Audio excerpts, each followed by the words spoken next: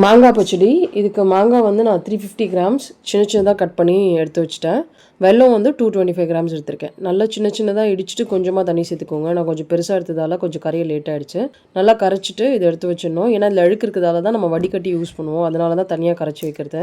அதுக்கப்புறமா ஒரு கடாயில் எண்ணெய் சேர்த்துட்டு கடுகு சேர்த்துருக்கேன், அப்புறம் சீரகம் சேர்த்துருக்கேன், உளுத்தம்பருப்பு, வெந்தயம் சேர்க்கணும், நான் மறந்துட்டேன். கருவேப்பிலை சேர்த்துட்டு இந்த மாங்காய் எல்லாத்தையும் சேர்த்துட்டு கொஞ்சம் மஞ்சத்தூள், கொஞ்சோண்டு வந்து நான் காஷ்மீரி சில்லி பவுடர் போட்டிருக்கேன். ஏன்னா நான் பச்சை மிளகாய் ஃபைனலாக சேர்த்ததால்.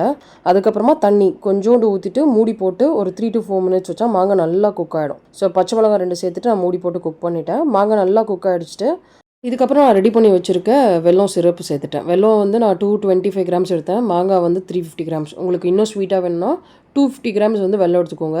அவ்வளோதான். ஃபைனலாக கொஞ்சோண்டு வேப்பிலை பூ சேர்த்துட்டா இந்த மாங்காய் பச்சடி ரெடி.